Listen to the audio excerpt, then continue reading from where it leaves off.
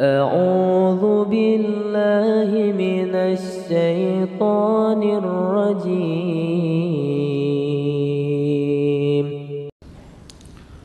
Bagaimana kalau ada seorang ustadz atau kiai yang bisa melihat hal-hal gaib dan masa depan? Apakah ini juga termasuk syirik? Ini maaf, bukan kiai, ya. Ini dukun. Ini dukun, nggak ada itu. Bagaimana cara? Gitu kan? Ini semua tidak mungkin terjadi. Ini semua khurafat yang masuk ke dalam sebagian orang dan memakai nama suci. Nama kiai itu suci.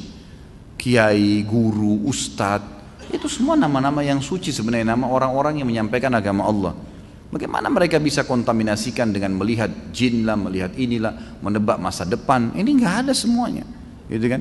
Nabi Muhammad SAW, guru dan kiai kita, disepakati oleh semua ya kaum muslimin. Nggak ada orang yang berani mengatakan, kecuali dia bukan muslim, bahwasanya Muhammad bukan kiai saya SAW. Kita pasti mengaku beliau kiai kita yang paling besar. Semua mazhab apapun ikut kembali kepada Nabi SAW. Nabi SAW kalau didatangin oleh beberapa sahabat yang bertanya dan beliau belum tahu hukumnya, belum ada wahyu, beliau diam, tidak ngomong. Nunggu sampai turun wahyu baru beliau mengatakan, siapa tadi yang bertanya? Si fulan angkat tangan. Telah datang kepada saya wahyu begini. Nabi SAW tidak tahu yang gaib, menunggu informasi datang. Bahkan kadang-kadang lewat 1-2 hari baru Nabi SAW menerima wahyunya, gitu kan?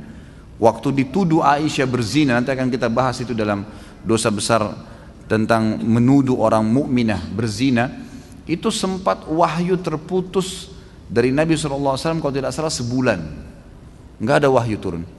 Nabi SAW tidak tahu benar nggak istrinya berzina nih, sampai beliau bingung sendiri menghadapi Aisyah pada saat itu. Ngumpulin sahabat, nanya, sahabat bertengkar, ribut, ada yang dukung, ada yang enggak. Datang ke rumahnya Aisyah, ditanyakan Aisyah, Aisyah mengatakan tidak, saya tidak melakukan, sampai turun firman Allah Subhanahu Wa Taala. Nabi SAW terjadi pada rumah tangganya, turun ayat Al-Quran, nanti akan kita bahas tuh. Ayat-ayatnya lengkap semua menceritakan. Beliau tidak tahu yang gaib. Bagaimana ada orang yang mengaku kiai kemudian bisa melihat yang gaib, bisa tahu masa depan? Bagaimana caranya? Allah mengatakan dalam Al-Quran tentang Nabi SAW, dan Nabi disuruh ucapkan itu. A'udzu billahi minasyaitonir rajim. Qul law kuntu a'lamul ghaiba lastakthartu minal khairi wa ma massani as-su. Katakan hai Muhammad kepada mereka, kalau saya ini tahu yang gaib, maka pasti saya akan perbanyak kebaikan-kebaikan dan saya tidak akan ditimpa masalah.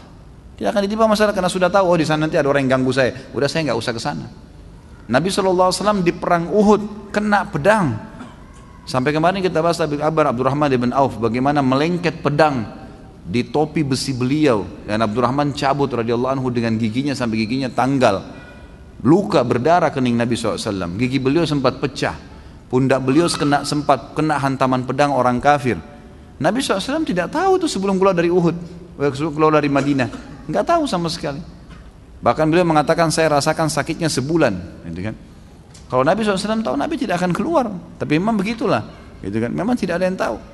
Dan ini sudah panjang lebar. Ada juga judul di YouTube, bisa dilihat ceramah saya, Kiaiku Muhammad, Kiai Anda siapa. Panjang lebar saya jelaskan. Banyak dalil-dalil Al-Quran, banyak sekali yang menjelaskan kalau Nabi SAW tidak tahu hal-hal yang gaib, tidak tahu masa depan, gitu kan. Jelas semuanya itu.